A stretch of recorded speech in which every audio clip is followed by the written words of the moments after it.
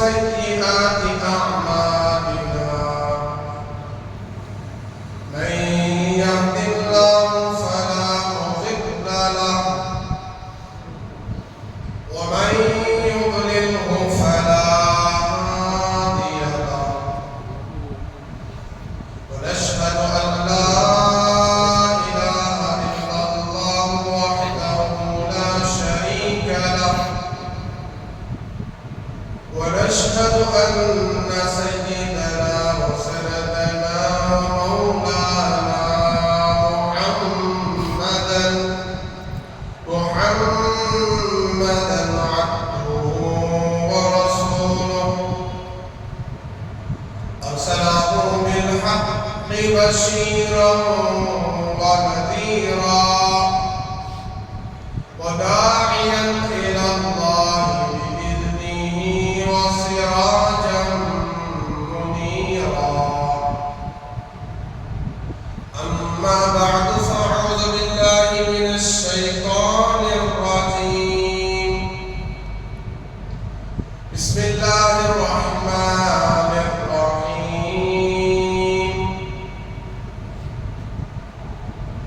يا أيها الذين آمنوا ادخلوا في السلم كافة ولا تتبعوا خطوات الشيطان إنه لكم عدو مبين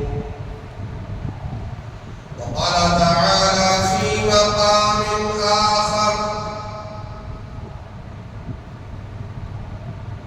والذين جاهدوا فينا لنهدينهم سبلنا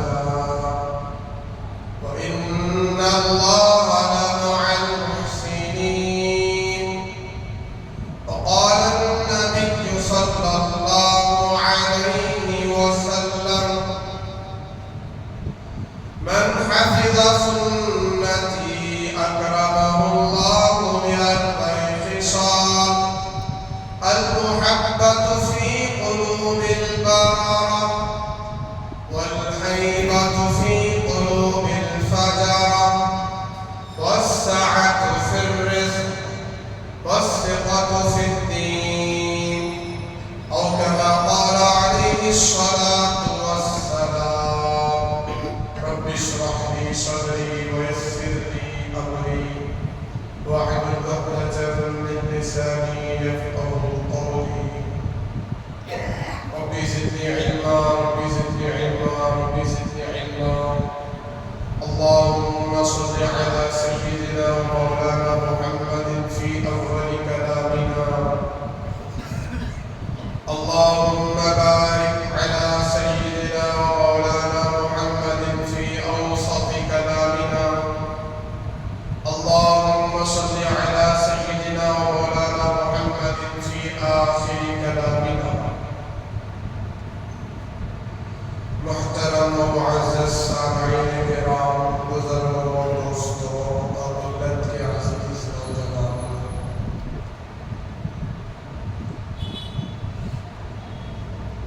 کئی جمعات سے آپ حضرات صحابہ کرام رضوان اللہ تعالی علیہم اجمعین کی قربانیاں اور ان کے ایمان افروز واقعات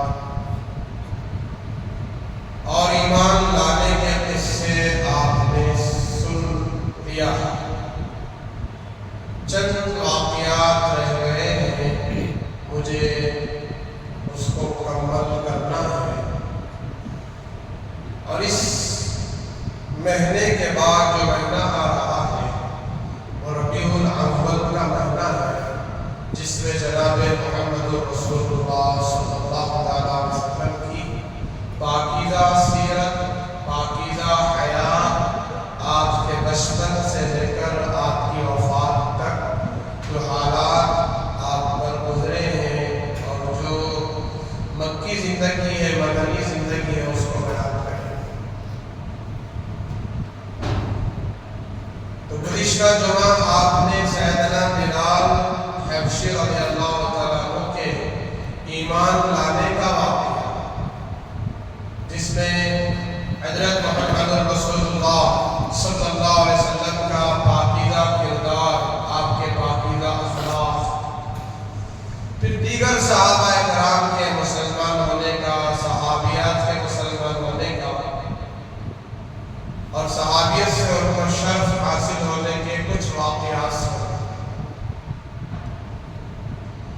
دیکھیے یہ وہ صحابہ ہیں جنہوں نے نبی کریم صلی اللہ علیہ وسلم کے ہاتھ پر اسلام کو قبول فرمایا، ایمان قبول فرمایا، اور یہ ایمان قبول کر کے، اسلام قبول کر کے ان کا جو مقام و مرتبہ ہے حضور سے ایسے جڑ گیا کہ یہ حضور کے صحابہ بھی بنے، حضور کے شاگرد بھی بنے، حضور کے عاشق بھی بنے، حضور کے مرید بھی بنے، اور اس امت کے پہلے طبقے میں ان کا شمار ہے۔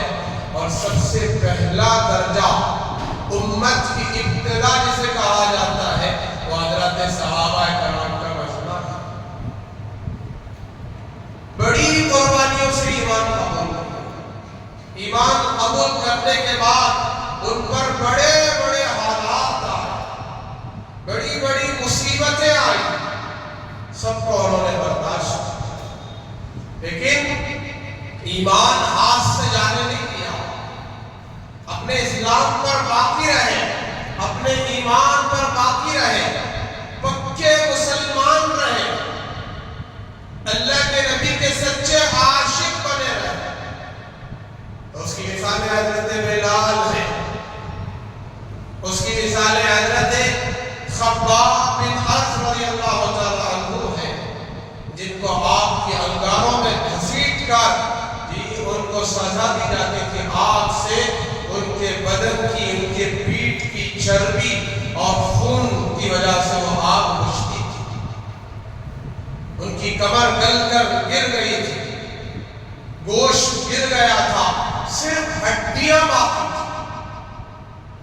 قربانیاں ہیں صحابہ کی، حضرت بلال کی قربانیاں، اللہ اکبر، مارنے والے مار مار کے کافر تھک جاتے تھے، لیکن یہ مومن مسلمان کبھی تھکتا نہیں تھا۔ سیدنا حضرت ابوبکر صدیق رضی اللہ تعالیٰ عنہ نے ایک مرتبہ ان سے یوں فرمایا، بلال کلمے کے نعرے اتنا بلند کیوں کرتے ہو؟ اتنی اونچی آواز سے ان کفار کے سامنے لا الہ الا اللہ محمد رسول اللہ کیوں کہتے ہیں؟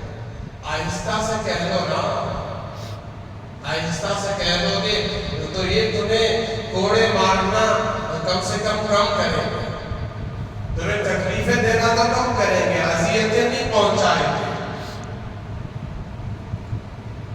تو حضرت بلال حبشی رضی اللہ تعالیٰ عنہ نے کیا جواب فرمایا؟ جی ان کا جواب یہ تھا، تاریخ کی کتابوں میں اس جواب کو لکھا ہے، حضرت فرماتے کہ میرے شیخ حضرت ابوبکر صدیق وہ ہستی ہے جنہوں نے حضرت بلال کو خرید کر کافروں سے آزاد فرمایا تھا۔ اس وقت اتنی قیمت صدیق اکبر رضی اللہ تعالیٰ عنہ سے ان کفار نے مانگا تھا، وہ ساری قیمت دے کر سیدنا بلال رضی اللہ تعالیٰ عنہ کو غلامی سے آزاد فرمایا۔ یہ ان کے سردار بنے، جو غلام خریدتا ہے وہ آزاد، وہ اس کا آقا بن جاتا ہے۔ لیکن قربان جائیے صدیق اکبر رضی اللہ تعالیٰ عنہ پر کہ انہوں نے حضرت بلال کو منہ مانگے قیمت پر خریدا بھی، اور خدا کی عزت و جلالت کی قسم جیسے ہی خریدا ویسے ہی آزاد بھی کر دیا۔ یہ نہیں کہا کہ آج سے تو میرا غلام ہے، میری اطاعت کرے گا، میری حکم کی فرما برداری کرے گا، میری بات مانے گا، میں اٹھوں بولو تو اٹھو گے، بیٹھو تو بیٹھو گے، میرا جو آرڈر ہوگا، حکم ہوگا، اگر اٹھنے کے لیے کہوں تو اٹھنا، بیٹھنے کے لیے کہوں تو بیٹھنا۔ یہ نہیں کہا، بلکہ کہا بلال تم بھی اللہ کی مخلوق ہو، تمہیں بھی اس کائنات میں جینے کا پورا حق ہے، تم آزاد ہو، اپنی مرضی سے جیسے چاہے رہنا چاہے ہو۔ تو حضرت بلال حبشی رضی اللہ تعالیٰ عنہ نے کہا کہ حضرت شیخ میرے سردار، جب تک میں نعرہ کلمہ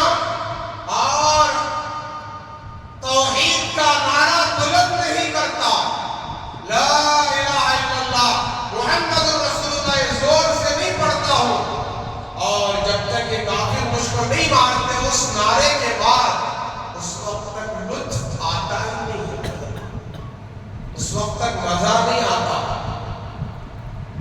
اسی لیے کل قیامت کے دن حضرت بلال حبشی رضی اللہ تعالیٰ عنہ سے اللہ تبارک و تعالیٰ ارشاد فرمائیں گے، بلال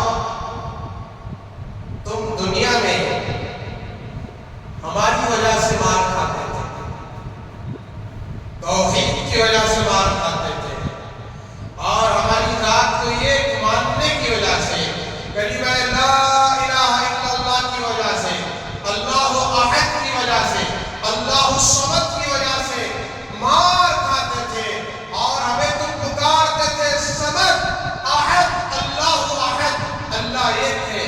آج وہ نعرہ پھر سے بلند کرو اس پوری انسانیت کے سامنے، سب کے سامنے بلند کرو، ان کفار کے سامنے، فلاں کے سامنے۔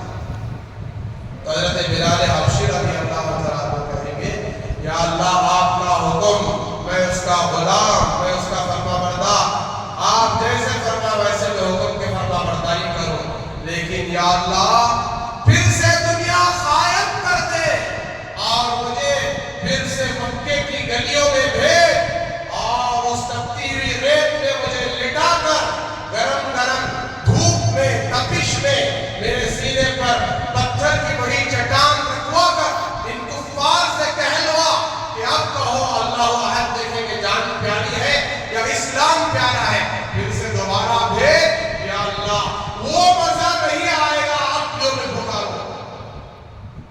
کیا کہا؟ جو مزہ مجھے اس وقت کفار کے مقابلے میں کھڑے ہو کر کلمہ پڑھنے میں جو مزہ آتا تھا، اب بلانے میں نہیں آیا۔ تو ایمان کی حلاوت، ایمان کی لذت، ایمان کی عظمت میرے بزرگوں ہم نے آج تک حاصل نہیں کیا۔ ہم نام کے مسلمان ہیں، کام کے تو ہیں نہیں، صرف نام کے مسلمان ہیں۔ ہمارے باپ کا نام بھی مسلمان ہے، ہمارے دادا کا نام بھی مسلمان ہے، ہمارے پردادا کا بھی نام مسلمان ہے، اس لیے ہم بھی مسلمان ہیں۔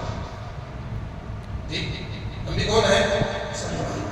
نہ ہماری زندگی میں دین ہے، نہ ہماری زندگی میں شریعت ہے، نہ ہماری زندگی میں اللہ کے احکامات ہیں، نہ ہماری زندگی میں رسول اللہ صلی اللہ علیہ وسلم کی سنتیں ہیں، پھر ہم کیسے مسلمان؟ نام کے ہی ہوئے نا، صحابہ نام کے مسلمان نہیں تھے، وہ تو کام کے مسلمان تھے۔ اسی وجہ سے اللہ نے ان کا نام پوری دنیا میں زندہ کر دیا۔ وہ نام کے مسلمان نہیں تھے، وہ کام کے مسلمان تھے، اللہ نے ان کا نام پوری دنیا میں زندہ کر دیا۔ کب تک کے لیے؟ قیامت کی صبح تک۔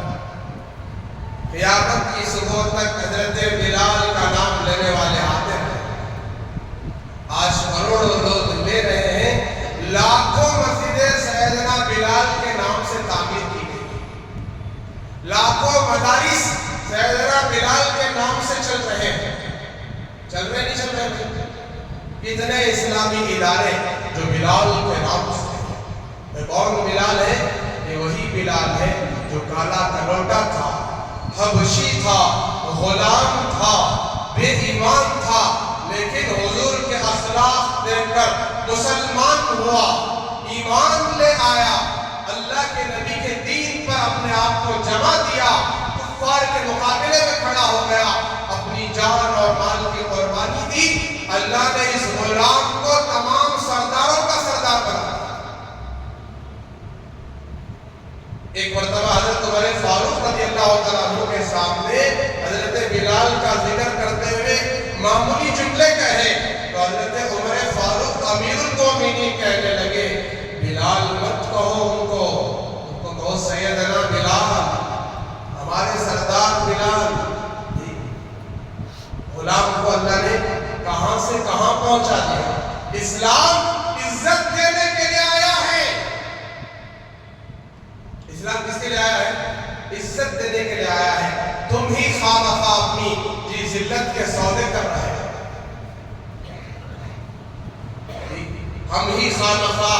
ذلیل ہو رہے بے ایمانوں کے سامنے. اپنے اخلاق کو ہم نے گرا دیا، اپنی زبان کو ہم نے غیروں کے سامنے گندی بنا لی ہے. نہ ہماری آنکھیں اچھی ہیں، نہ زبان اچھی ہے، نہ کان اچھے ہیں، نہ دماغ اچھا ہے. جو دل میں آ رہا ہے وہ سب بک دیتے ہیں، بول دیتے ہیں. چنانچہ ایک صاحب مکے میں دیہات کے رہنے والے ہیں. مکہ اس وقت چھوٹی سی بستی ہے درمیانہ، اس میں داخل ہوئے.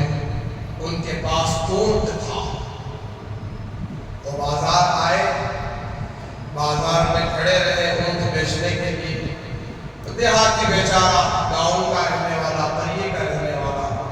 اور ایک چودھری صاحب آئے اور آ کر اس صاحب سے، اس دیہاتی سے اونٹ کو خرید لیا.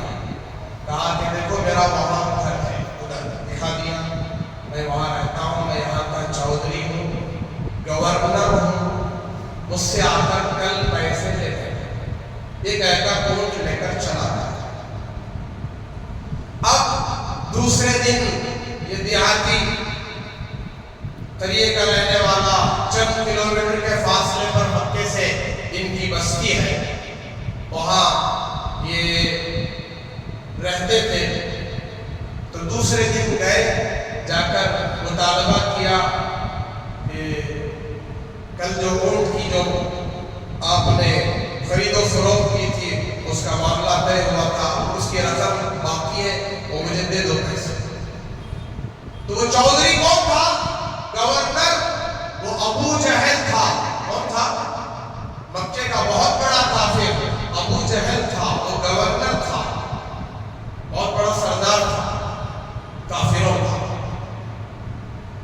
تو اس نے کہا کل آنا، کل دوں گا، آج نہیں ہے. تو پھر وہ ایک دن صبر کر لیا. دیہاتی دوسرے دن آیا، کیونکہ اجنبی ہے کہ لڑ نہیں سکتا. دوسرے دن آیا، پوچھا تو کہا کہ پرسوں آنا. پھر پرسوں آئے تو نرسوں آنا. ایسے دن بدن ٹال رہا تھا، جی پیسے نہیں دے رہا تھا. یہ پریشان حال، بھوک سے بھی لاچار، بھوک بھی لگ رہی ہے، پریشان بھی ہے. مکے کی گرمی میں بیچارہ پریشان مارے مارے پھر رہا ہے. تو اس وقت بیت اللہ میں ایک دفتر لگتا تھا، اس میں بھی بڑے بڑے کفار مکہ سردار بیٹھا کرتے تھے. ولید بیٹھا کرتا، عبداللہ بن جناد بیٹھا کرتا، ابو لہب بیٹھا کرتا اور امیہ بن خلف بیٹھا کرتا. تو یہ چار سردار وہاں بیٹھے ہوئے تھے. یہ سیدھے ان کے پاس گیا اور جا کر ان سے کہنے لگا کہ بھائی میں اونٹ کا بیپاری ہوں، اونٹ بیچنے کے لیے یہاں آیا تھا اور میرا اونٹ ایک آدمی نے خریدا ہے، جی فلاں نے خریدا ہے، لیکن میرے وہ پیسے نہیں دے رہا،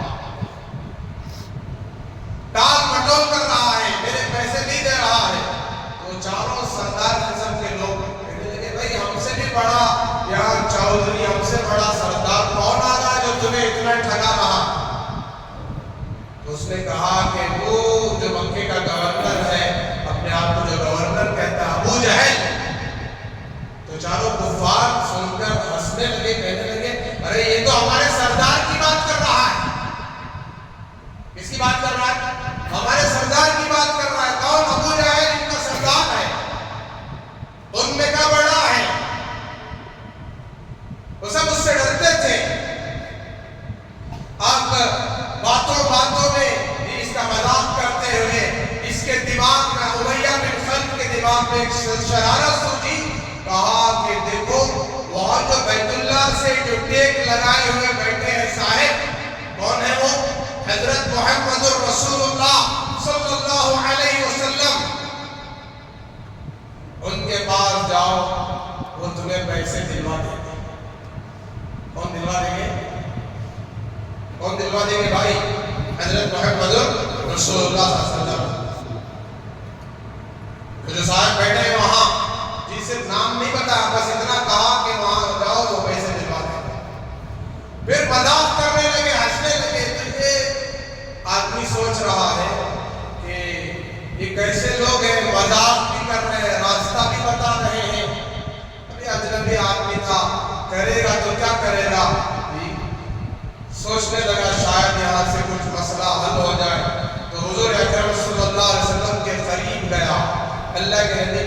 ہوا جو اس نے جس طریقے سے کسی سے پہلی مرتبہ ملاقات ہوتی جس انداز سے بات کرنا ہے وہ بات چیت کر کے قریب ہی ہوا تھا. اللہ کے نبی علیہ السلام نے اس کو بلایا اور بٹھایا, کہا کہ بہت پریشان معلوم ہوتے ہو. کیا کہا؟ بہت پریشان معلوم ہوتے ہو اور بہت بھوکے بھی لگتے ہو. پریشان کیوں ہو؟ بھوکے بھی لگتے ہو. پریشانی بعد میں سنیں گے, پہلے کھانا کھاتے ہیں, لہذا چلو پہلے کھانا کھاتے بعد میں اپنی حاجت کیا ہے, پریشانی کیا ہے سنانا.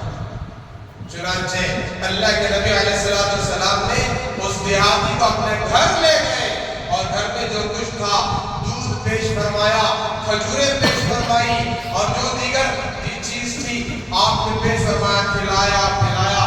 جب اس کا پیٹ بھر گیا تو آپ نے اس سے پوچھا بتاؤ کیا پریشانی. تو اس نے کہا کہ میں اونٹ کا بیپاری ہوں, میں اونٹ لے کر آیا تھا اور ایک چودھری نے مجھ سے اونٹ خریدا ہے اور اس کے پیسے اب تک مجھے نہیں دیے ہیں, لہذا مجھے وہ پیسے دلوا دیے. تو اللہ کے نبی علیہ السلام نے پوچھا وہ کون ہے, کس نے اونٹ خریدا ہے؟ کہا کہ وہی ابو جہل. ابو جہل کون ہے؟ اللہ کریم فرماتے ہیں میری امت کا فرعون ابو جہل. میری امت کا فرعون کون ہے؟ ابو جہل ہے. جتنی تکلیف نبوت کو اللہ کے نبی کو ابو جہل سے ہوئی ہے, کسی اور سے نہیں ہوئی. تو اللہ کے نبی نے فرمایا چلو ابو جہل ہم تمہیں پیسے دلواتے ہیں. اللہ کے نبی اس کا ہاتھ پکڑ کر اس کو لے گئے اور ابو جہل کا دروازہ کھٹکھٹایا. جب جا رہے تھے تو امیہ نے دیکھا, تو کافروں کا وہ بھی ایک سردار ہے, یہ محمد رسول اللہ ان کو لے کر جا رہے ہیں, اس کو لے کر جا رہے ہیں. اور امیہ کا ایمان بھی کہہ رہا ہے کہ محمد رسول اللہ ضرور جا کر ابو جہل سے لڑیں گے اور ابو جہل ہونا وہ دے دے. یہ اللہ کے نبی کا روپ تھا. تو پھر اپنے جاسوس کو بھیجا, جاؤ دیکھو جا کر کیا حال ہوتا. چنانچہ اللہ کے نبی علیہ السلام ابو جہل کے دروازے پر پہنچے اور دروازہ کھٹکھٹایا. ابو جہل دروازہ کھولتا ہے اور اللہ کے نبی علیہ السلام سے فرماتے ہیں ارے بدبخت ابو جہل چودھری بن کر پھرتا ہے, گورنر بن کر پھرتا ہے اور اس کے پیسے لیے ہوئے ہیں اور اس کے اونٹ کو لے کر سے دھوکہ دے رہا. چل لے کے آپ پیسے ادا کر اس کے. اللہ کے نبی نے اس کو غصے سے کہا کہ اس کے پیسے ادا کر. تو ابو جہل بھیگی بلی کی طرح ڈرتے ہوئے کانپتے ہوئے اندر گیا, تھیلے میں سے پیسے نکالا اور جتنے پیسے دینے تھے وہ ساری رقم لا کر اللہ کے نبی کے خدمت میں دے دیا. اللہ کے نبی نے اس کے حوالے کر دیا اور اللہ کے نبی وہاں سے نکل گئے. اور چند قدم ہی چلے تھے, وہ صاحب کے پیچھے پیچھے چل رہے تھے. اللہ کے نبی نے اس آدمی سے کہا کہ بھائی اگر اجازت ہو تو میں یہاں سے چلوں. اللہ اکبر کبیرہ. خود ہی کوئی منگتے کو بھیک دے اور کہے کہ منگتے کا بھلا ہو, بھکاری کا بھلا ہو, فقیر کا بھلا ہو. اللہ کے نبی خود اجازت مانگ رہے ہیں تو وہ صاحب کہنے لگے, اس کو کسی نے بتایا تھا یہ محمد الرسول اللہ نبی ہونے کا دعویٰ کرتے ہیں. تو اللہ کے نبی کے یہ اخلاق, کردار, روح اور آپ کا جو چلنے اور بیٹھنے کا, بات کرنے کا آپ کے اخلاق دیکھ کر اتنا متاثر ہوا, یا رسول اللہ آیا تو تھا واپس جانے کے لیے, اب واپس نہیں جاؤں گا, پوری زندگی آپ کی خدمت میں رہوں گا, آپ کے ساتھ رہوں گا. میں آپ پر ایمان لا چکا ہوں, آپ مجھے کلمہ پڑھا دیجئے, آپ کی غلامی میں داخل کر دیجئے. تو یہ صحابہ کرام رضوان اللہ تعالیٰ علیہ اجمعین کا مقدس بندہ حضور کے اخلاق سے متاثر ہو کر ایمان لے آیا. ایک دیہاتی کا واقعہ, بدو تھا, کھیڑے کا رہنے والا تھا. اس نے سن لیا تھا کہ مکے میں ایک محمد نامی شخص نبوت کا دعویٰ کرتا ہے, اپنے آپ کو رسول کہتا ہے اور وہ نبی پیغمبر کہتا ہے. تو وہ آیا اللہ کے نبی سے ملنے کے لیے.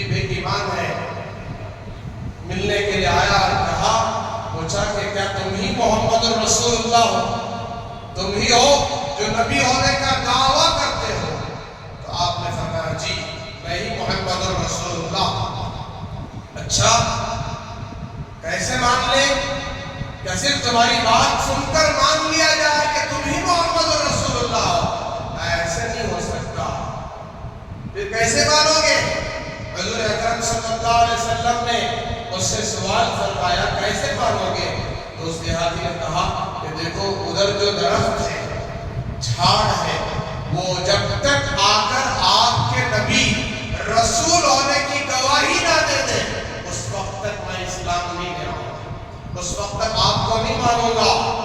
چنانچہ اللہ کے نبی علیہ السلام نے ارشاد فرمایا کہ بھائی میں وہاں جا کر اس درخت سے یہ کہنے کے بجائے کہ میں کون ہوں میری گواہی دے، میں درخت سے سوال کروں اور وہ میری گواہی دے آپ اللہ کے نبی ہیں، اشہد ان لا الہ الا اللہ و اشہد انک رسول اللہ۔ ایک کام کرو تم ہی جا کر مجھ سے کہو کہ تم کو محمد رسول اللہ بلا رہے ہیں۔ کون بلا رہے ہیں؟ اس سے کہلوا کے بھیج رہے ہیں، اللہ کے نبی لا کر نہیں۔ اللہ کے نبی کی زبان میں تو تاثیر ہے، آپ نبیوں کے نبی ہیں، امام الانبیاء ہیں، آپ کہیں تو بے جان چیز بھی بات کرنے لگے، پتھر بھی آپ کو سلام کرے، پہاڑ بھی آپ کے لیے نرم ہو جائے، درخت بھی آپ کے سامنے جھک جائے، جانور بھی آپ کو سجدہ کرے، ایسے نبی۔ لیکن آپ کیا فرما رہے ہیں؟ میں نہیں کہوں گا، میرے کہنے کے بجائے تم جا کر کہنا کہ محمد رسول اللہ تمہیں بلا رہے ہیں۔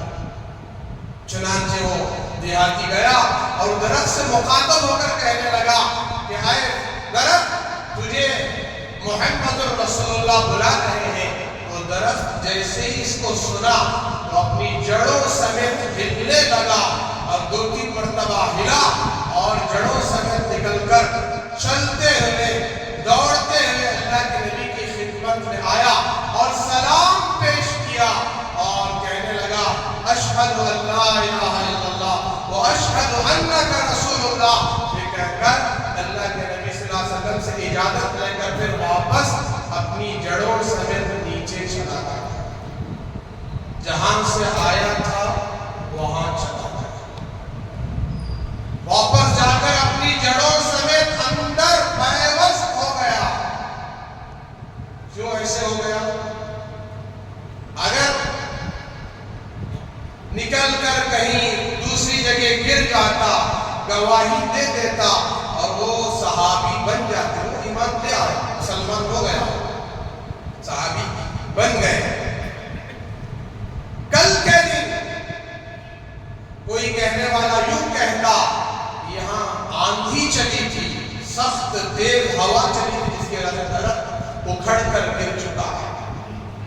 یہ کہنے کی کسی کو نوبت نہ آئے، اس لیے جہاں تھا وہی اندر چلا۔ تو یہ اللہ کے نبی علیہ السلام کا معجزہ، آپ کا کمال۔ آپ مدینہ منورہ تشریف لے گئے، حضرت بلال اور حضرت ابو ہریرہ رضی اللہ تعالیٰ عنہ، ان دونوں سے فرمایا تہجد کے وقت جاگتے رہنا، جاگ جانا، تیاری کر لینا، فجر کی نماز کے بعد ایک اہم کام ہے، ضروری کام ہے، ایک معاملہ حل کرنا ہے، جانا ہے مدینے سے تھوڑا دور جانا۔ تو یہ دو حضرات تیاری کر لیے، تہجد کے وقت جاگ گئے، نمازیں پڑھ لیے اور فجر کی نماز اللہ کے نبی کے پیچھے پڑھے۔ اللہ کے نبی نماز سے فارغ ہوئے اور آپ دو حضرات کو لے کر چل رہے ہیں۔ چلتے چلتے مدینے کی گلی میں ایک بڑھیا عورت روتی ہوئی بیٹھی ہے، رو رہی ہے۔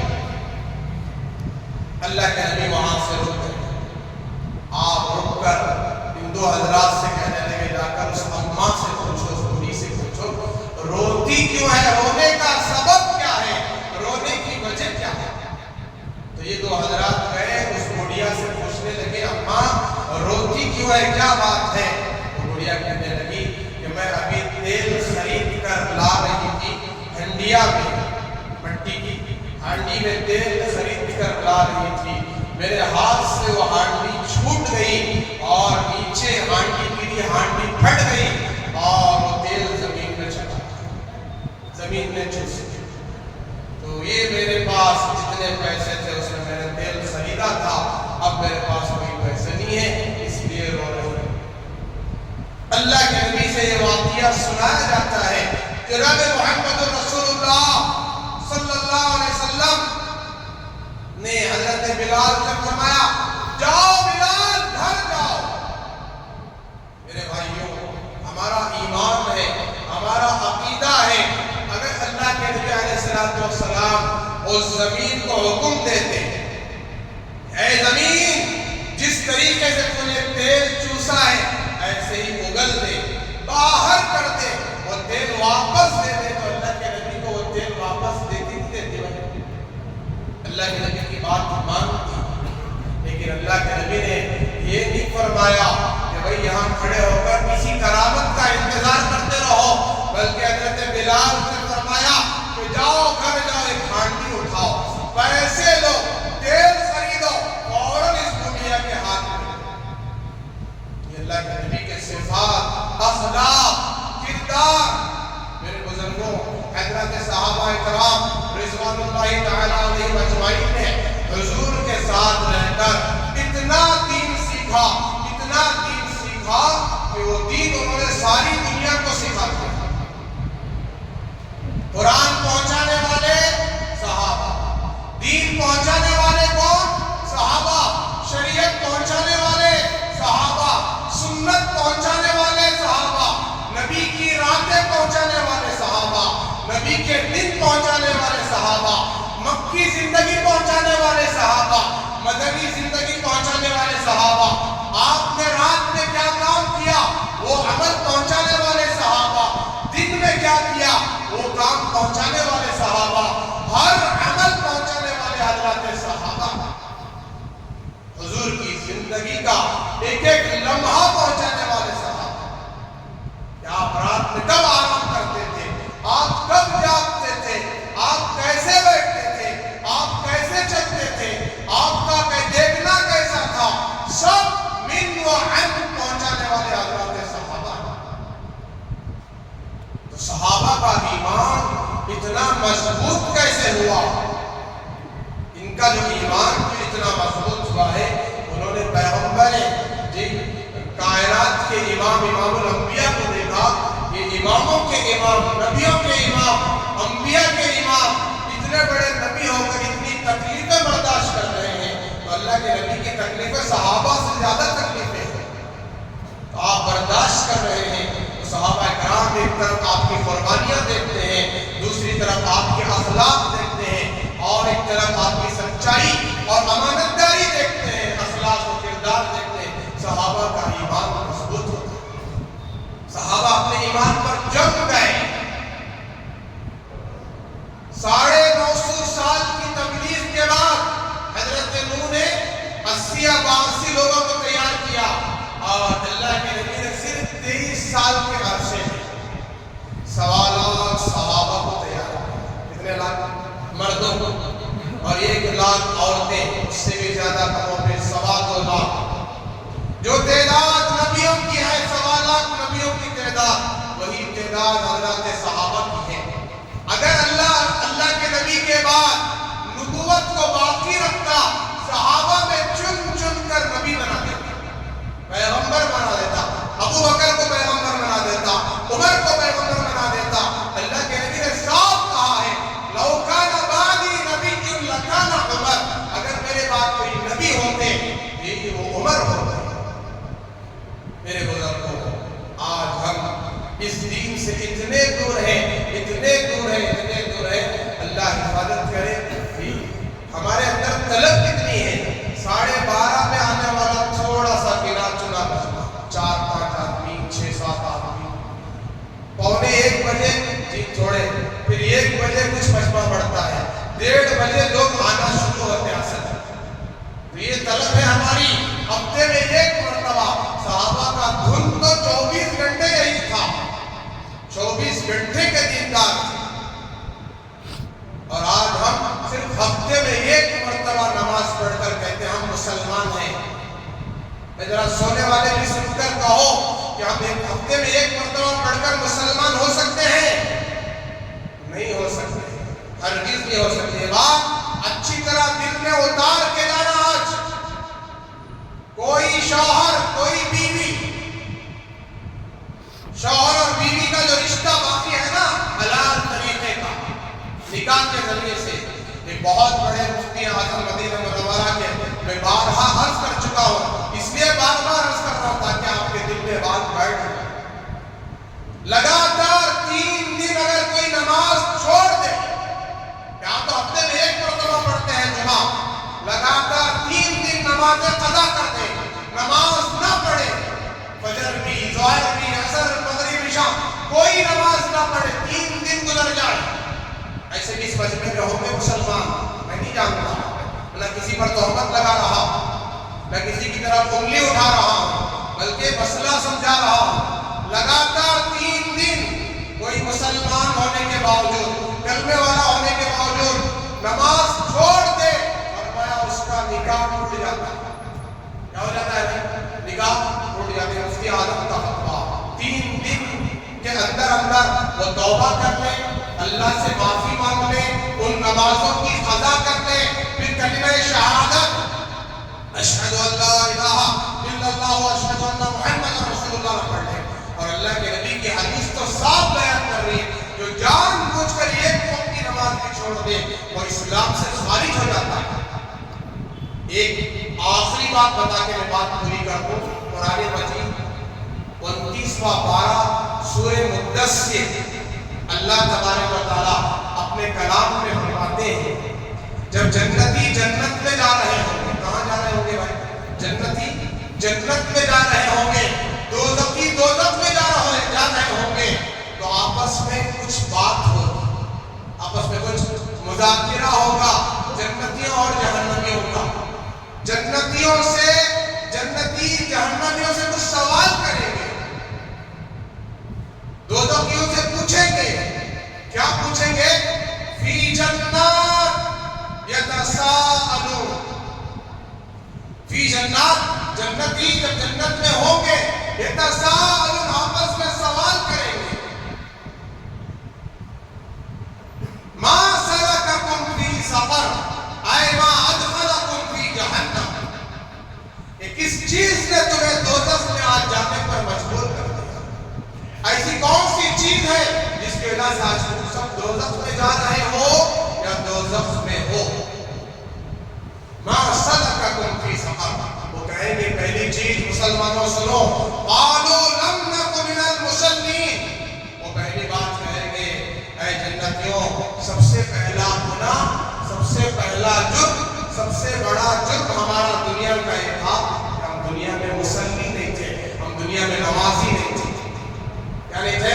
ہم دنیا میں نماز پڑھنے والے نہیں تھے، ہمارے پاس نماز پڑھنے کے لیے وقت نہیں تھا، کاروبار کرنے کے لیے وقت تھا، دکان چلانے کے لیے وقت تھا، گھر میں بیٹھنے کے لیے وقت تھا، بازار میں گھومنے کے لیے وقت تھا، کھانے پینے کے لیے وقت تھا، بیوی بچوں سے بات کرنے ملنے کے لیے وقت تھا، دوستوں کے ساتھ بیٹھنے اٹھنے کے لیے وقت تھا، اور گھومنے پھرنے کے لیے ہمارے پاس وقت تھا۔ وقت نہیں تھا تو نماز پڑھنے کے لیے وقت نہیں تھا۔ اس کے لیے نہیں تھا، بولو بھائی، نماز پڑھنے کے لیے وقت نہیں تھا۔ لم نک من المصلین، ہم دنیا میں نمازی نہیں تھے، نماز پڑھنے والے نہیں تھے، مصلی نہیں تھے۔ اتنا ہی نہیں، دوسری بات کہیں گے، آج بلایا جا رہا ہے فجر کے لیے، ظہر کے لیے، عصر کے لیے، مؤذن بلا رہا ہے، اللہ کی ندا لگا رہا ہے، کتنے مسلمان لبیک کہتے ہوئے مسجد کو آ رہے ہیں، کتنے مسلمان اس اذان کے بعد نماز کی تیاری کر رہے ہیں، کتنے مسلمان وضو بنا رہے ہیں۔ دیکھ لیں، آپ خود اپنے گریبان میں جھانک کر دیکھ لیں۔ میں کسی کے بارے میں کچھ نہیں کہوں گا کہ ہمارے اندر جنتیوں کے صفات ہیں یا دوزخیوں کے صفات ہیں، خود دیکھیں۔ تو پہلی صفت لم نک من المصلین، دوسری صفت فرمایا ولم نک نطعم المسکین، ہم دنیا میں مسکینوں کو کھانا نہیں کھلاتے تھے۔ کیا نہیں کرتے تھے بھائی؟ مسکینوں کو کھانا نہیں کھلاتے تھے۔ ہمارے پاس مال تھا، دولت تھی، جائیداد تھی، اسباب تھے، یا اتنا پیسہ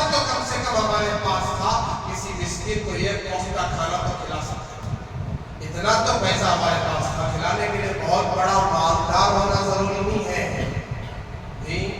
آپ 3 مرتبہ پیٹ بھر کر کھانا کھا رہے ہیں، گھر کے لیے پک رہا ہے، ایک وقت کا کھانا کبھی کسی غریب کو مسکین کو بھی دے کر بھیج دیا کرو، کبھی بلا کر کھلا دیا کرو، کبھی بٹھا کر کھلا دیا کرو.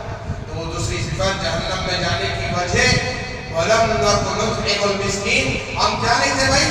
دنیا میں مسکینوں کو کھانا نہیں کھلاتے تھے، کھانا نہیں کھلاتے تھے. مال جوڑ کر، پیسے جوڑ کر رکھتے تھے اپنے بینک بیلنس بنانے میں، پراپرٹیاں بنانے میں، شہرت حاصل کرنے میں، مکانات، بلڈنگیں، بنگلے، محلات بنانے میں لگے ہوئے تھے اور ناز و نخرے دکھانے میں لگے ہوئے تھے. یہ ایک سواری نہیں تھی، ہمارے پاس 4 سواریاں تھیں، کئی ازواج تھے، لیکن ہم کبھی غریبوں کا خیال نہیں کرتے تھے، نہ زکات دیتے تھے، نہ اپنے رشتہ داروں میں ہی صحیح کم سے کم ان کا خیال کرتے تھے. ہم بڑے ظالم تھے، مسکینوں کو نہیں کھلاتا. پھر تیسری چیز کہیں گے وَكُنَّا نَخُوضُ مَعَ الْخَائِضِينَ، جی اس میں تو ہم سب داخل ہیں. ہم دنیا میں بیکار مجلسوں میں وقت گزارا کرتے تھے، غب شپ میں وقت لگایا کرتے تھے، یا بیکار کی مجلسیں، غیبت کی مجلسیں، چاڑی چغلی کی مجلسیں، ایک دوسرے کی برائیاں بیان کرنے والی مجلسیں، جہاں وقت ضائع کیا جا رہا ہو، ایسی مجلسوں میں ہم وقت گزارا کرتے تھے. وَكُنَّا نَخُوضُ مَعَ الْخَائِضِينَ. آج دیکھ لو مسلمانوں، آج کون سی ہوٹل پر جا کر 2 گھنٹے چائے کے ہوٹل پر گزار رہا ہے، 4 گھنٹے چائے کے ہوٹل پر بیٹھا ہوا ہے، بیڑی سگریٹ پی رہا ہے، گٹکا چاپ کر اپنی حالت خراب کر رہا ہے. اپنا چہرہ بگاڑ رہا. اللہ نے تمہیں خوبصورت بنایا، لَقَدْ خَلَقْنَا الْإِنسَانَ فِي أَحْسَنِ تَقْوِيمٍ، اور تم اس خوبصورت نعمت کو انکار کرتے ہوئے گٹکا کھا رہے ہو، اپنے اندر کی چیز خراب کر رہے ہو، سینہ خراب کر رہے ہو، سگریٹ پی کر اپنے ہونٹوں کو، اپنے گلے کو خراب کر رہے ہو. یہ اللہ کی دی ہوئی نعمت ہے. اللہ قیامت کے دن تم سے سخت پکڑ کروائیں گے. اللہ حفاظت کرے.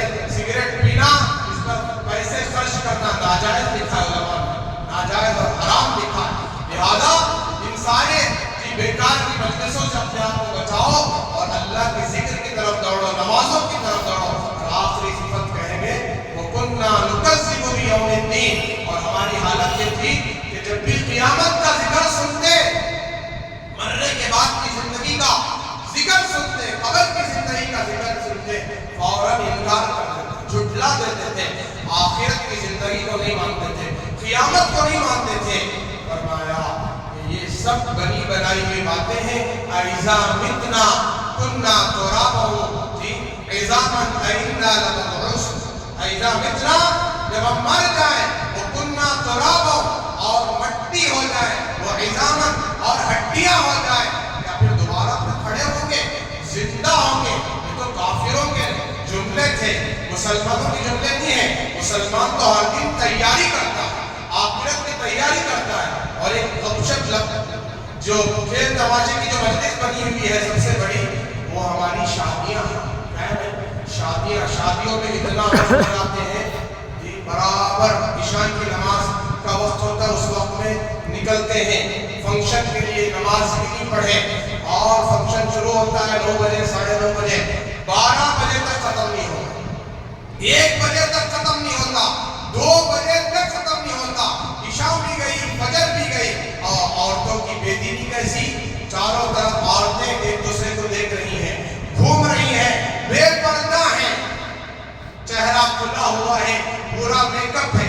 جو میک اپ کرنے کا حکم، جو سنورنے اور سنگرنے کا حکم جو اللہ نے عورتوں کو اپنے شوہر کے لیے دیا تھا، آج وہ عورتیں شادیوں کے لیے سنور رہی ہیں، غیر محرموں کے سامنے جا کر سنور کر دکھا رہی ہیں. اللہ حفاظت کرے.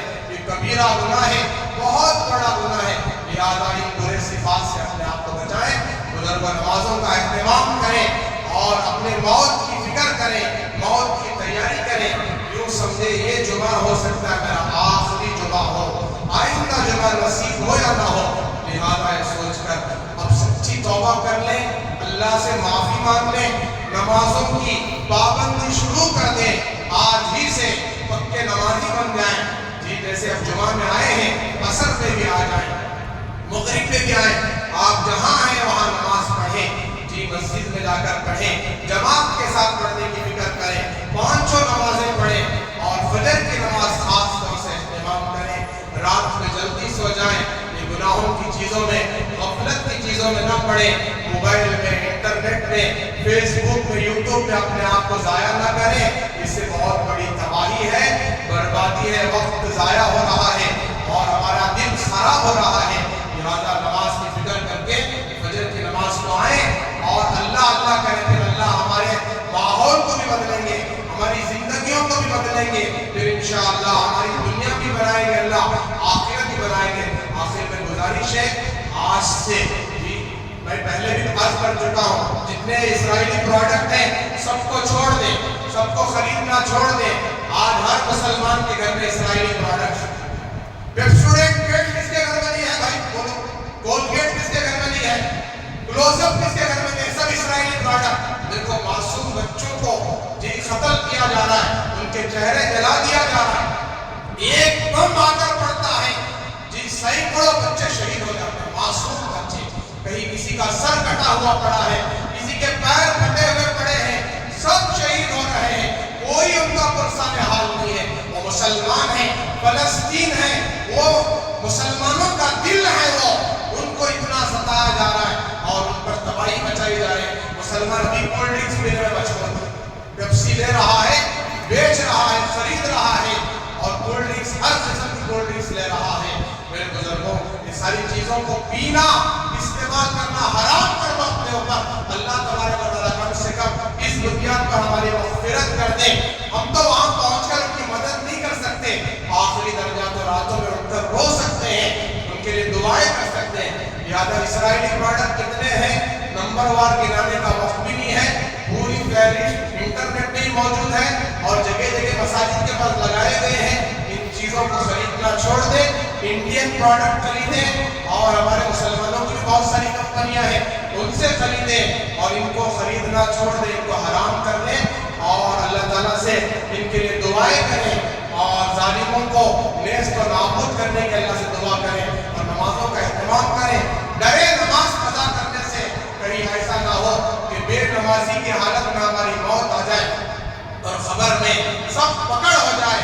لہٰذا نمازوں کا اہتمام کرتے ہوئے جو ہے اپنے آپ کو دیندار بنائے، دین سیکھنے کے لیے ہمارے مساجد کھلے ہوئے ہیں، آئے قرآن سیکھیں، مسائل سیکھیں، حدیث سیکھیں اور قرآن پاک کی تفسیر ہر ہفتہ بعد نماز عشاء ہماری اس مسجد میں ہوتی ہے، بنا چنا مجمع بیٹھا رہتا ہے۔ آپ سب آئے تفسیر پاک کو سنیں اور اپنی زندگی کو بدلیں، بہت فائدہ ہوگا۔ اللہ تبارک و تعالیٰ سے دعا ہے اللہ تعالیٰ ہم سب کو ان تمام باتوں پر عمل کرنے کی توفیق عطا فرمائے، اخلاص و استخلاص عطا فرمائے اور موت کے آخری سانس تک دین پر عمل کرنے کی توفیق عطا فرمائے۔ آخر میں گزارش ہے، اللہ کے گھر کے بہت سارے تقاضے ہیں، آپ سب جانتے ہیں، اللہ کے گھر کا تعاون ہمارے لیے ضروری ہے۔ جیسا آپ ہر ہفتہ تعاون کرتے ہیں، ایسے دل کھول کر اللہ کے خزانے میں اس مال کو لگاتے ہوئے جائیں جس کا بدلہ اللہ دنیا اور آخرت میں دیں گے، اور یہ اللہ کے بیان میں آپ جمع کر رہے ہیں، کبھی خزانہ ضائع نہیں ہوگا۔